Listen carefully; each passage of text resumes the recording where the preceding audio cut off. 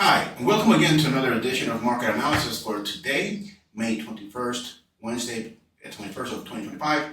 I'm Gio Benacourt, and this is a recording done by Vantage Markets. We're doing it about an hour and 10 minutes prior to the USA session open. Well, the US stock futures are pointing to losses early today as rising bond yields weigh on otherwise tranquil market. The Dow Jones Industrial Average are looking down about 21 points in the futures market, or 0.5%, and the S&P 500 futures are falling. We're falling 0.6%, as were the Nasdaq 100 futures, as we've seen that right so far. Now, the major stock indexes are set to add losses from the previous day. We snapped a 6-day winning streak for the S&P amid losses in big tech stocks. Long-term U.S. debt has been selling off as the Republican Congress advances a new tax bill that could add $3.3 trillion to the deficit over the next decade.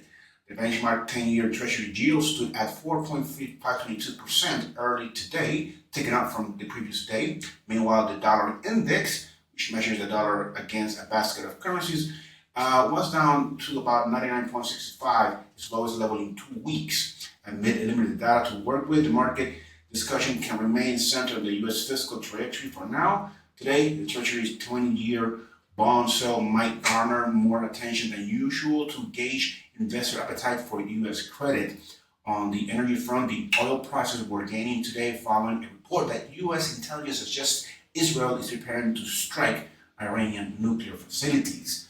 For crude, the global standard was up 0.9% at 6.95 a barrel, and the West Texas Intermediate crude, which is crude oil, 1% gained 1% to 62.63 a barrel. Prices were pairing their gains after initially rising as much as 3%. So that being said, can we speculate that the market will make a lower leg today? We have been within this particular range for the past week in reality. So this is a coughing off congestion, right? Equal highs, equal lows, and direction as we speak is contemplated or speculated to be to the downside. So looking to break that 21,000 psychological support level for the Nasdaq. As far as the S&P goes, well, today we have fluctuated lower towards that first level of support that we have placed yesterday. So therefore, I'm going to tighten up our support. I'm going to use this swing low, and then I'm going to go back in time with previous swing lows. So that will be our levels for today. The resistance is going to stay the same as we obviously look into this for trading lower today. The Dow Jones Industrial, it has made a more stronger move to the downside than its peers. Then I'm going to use previous swing lows. This one is really close to a psychological level, but I'm actually going to use that 42,000, sorry, as my first level of support and the 50-day moving average. Speculating that we could probably have a pretty wild swing today. Well, in the case that we do continue the slow swing, could it be actually lived? Actually, you know what? 42,200. I'm gonna use that instead, right around that level, and then 42,000 for the Dow Jones Industrial. So we have crude oil that had spiked after that news or report coming out.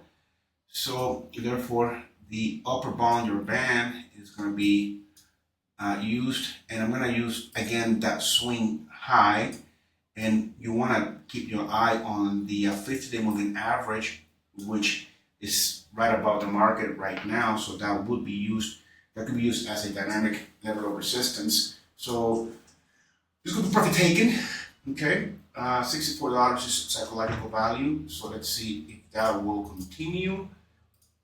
Indeed. And then we have natural gas, which has made a a parabolic movement to the upside yesterday.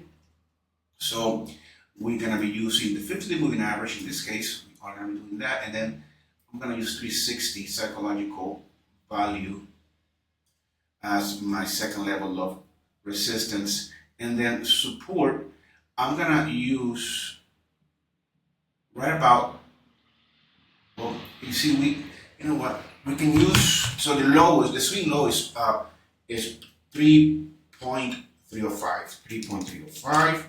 I'm going to use 0.382% minus equals 329.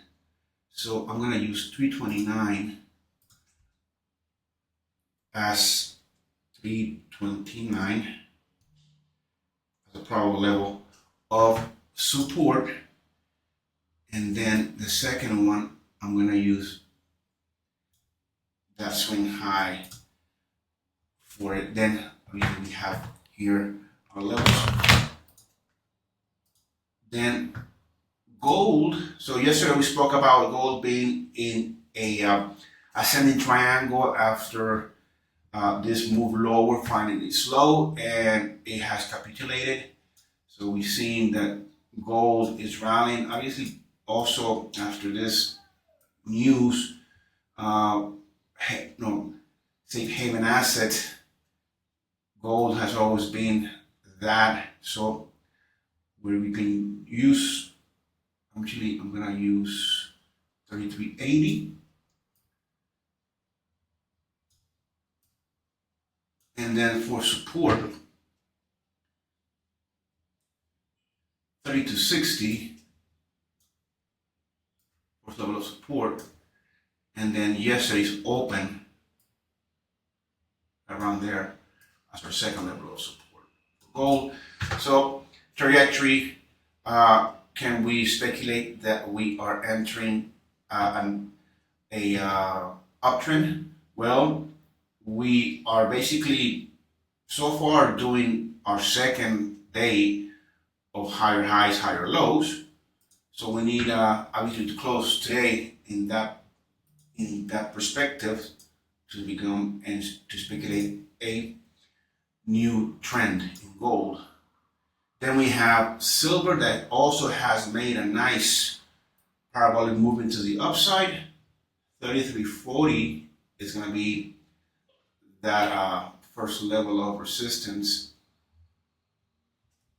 And I'm going to use this point here where the upper volume band has pointed lower,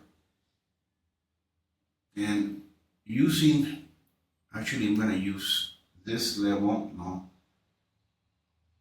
3280, first level of support. And then I'm going to actually